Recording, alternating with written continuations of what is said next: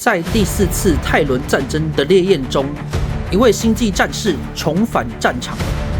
他曾被审判、被遗忘，却在黑暗中锻造出更坚不可摧的意志。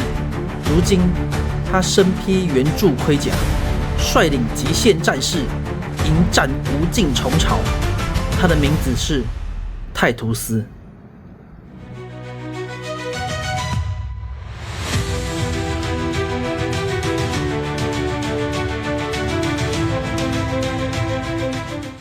Hello， 大家好，欢迎回到战锤公民。今天要跟大家分享的包裹是 Joy-Toy 出品的战锤 40K Space Marine 2电玩系列版本的泰图斯，这可是珍藏版的版本哦。那我们废话不多说，赶快来拆包裹吧。在 Space Marine 2中，极限战士泰图斯的身影再次踏上战火纷飞的银河舞台。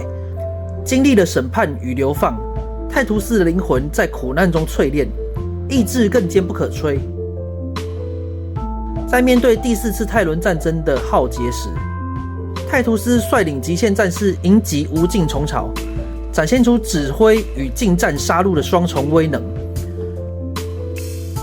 他的战斗风格融合了原著强化后的力量与过往战场的经验，使他成为帝国最致命的武器之一。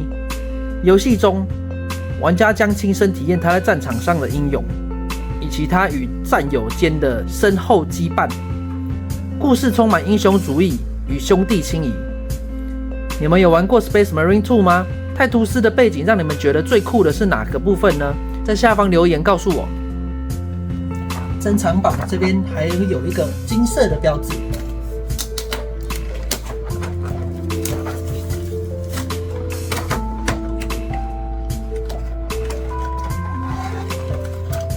它一样附有一个说明书，之前卡尔加的影片已经有头灯的教学了，这边就不再重复相关的内容喽。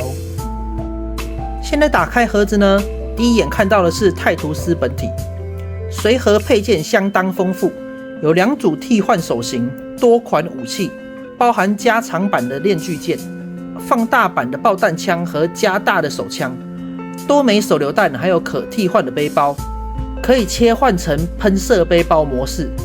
那我们来看看它的可动性吧。头部的部分基本上完全无阻啊，基本上头部的动作摆动可动性非常高。左手的部分，因为是飞行背包的关系，所以手臂的摆动会有所限制。一般的动力背包的话，它的摆动基本上是360度的了，没有问题。360度的没有问题，手肘的部分360度没有问题，手腕也是，手部的横移、张开程度，腰部的话可动性大概是到这程度，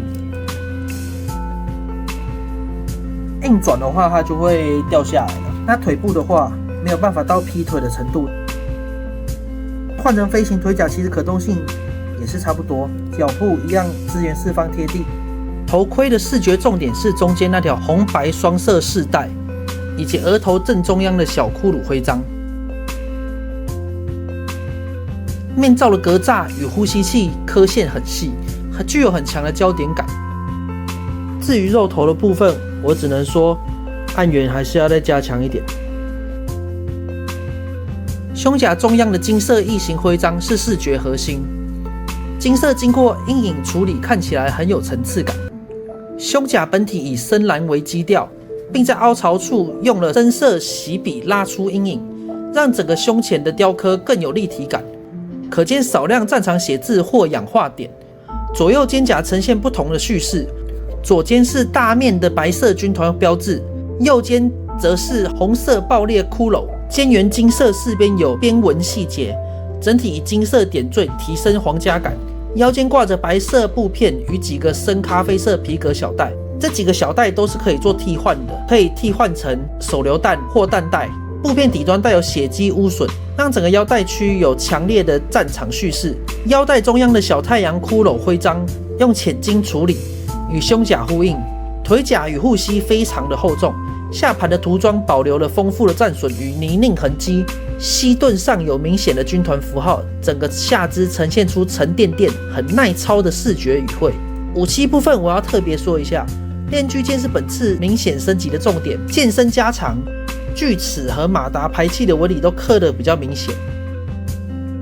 爆弹枪也放大了尺寸，整体威慑感十足。手枪同样也放大了，而手榴弹放在腰间做点缀的效果非常棒，整体武装比例更贴近于游戏那种粗犷风。各位战锤公民对这次珍藏版的涂装与武器升级的效果感觉如何呢？说说大家的想法吧。这边会多放一些官方图片给大家做参考，比较新旧版本的差别。目前这样子看下来，珍藏版的涂装属于精打细修、局部上色的路线，肩胛、腰间、链锯剑等位置有做干刷与血迹处理，但整体不像完全整件喷装那样子厚重，有些地方跟旧版比较起来，反而减少了阴影勾勒，视觉上两个版本就有落差。尤其是腰间挂着的白色布片，珍藏版的高光边缘较细腻，但与旧版比较之下，阴影层次相对减少了许多，旧版的阴影更深沉，而新版的较为明亮。我的主观感想是，如果各位是第一次想入手泰图斯，或者是想补齐 Space Marine 2系列，这款珍藏版在配件与氛围上确实值得一看，尤其是发光的头盔和长链锯剑拍起来非常上镜。但如果你已经有旧版，这次升级算是细节派的微调，不是那种大幅的换代。各位战锤公民比较喜欢有血汁的战损感，还是干净精致的涂装呢？那以上就是 Joy-Toy 战锤 40K Space Marine 2版本的极限战士泰图斯珍藏版的分享啦。那希望各位战锤公民喜欢今天的影片。最近甚至听到消息说泰图斯又要出影集无所畏惧的版本了，也太多个版本了吧？其实原本是有泰图斯的一般版，但我把它拿去当素体爆改了。而至于爆改成什么，就先卖个关子吧。也因为如此，所以我就入手了珍藏版的泰图斯。大家会买单珍藏版的版本吗？又或是觉得一般版就够了呢？而如果你最喜欢的是极限战士帝皇神选泰图斯，那绝对要记得帮我按赞、订阅频道，能让更多人看到战锤的英雄。也别忘了开启小铃铛，这样就不会错过未来的更多内容分享咯。那我们下次战锤宇宙见，大家拜拜。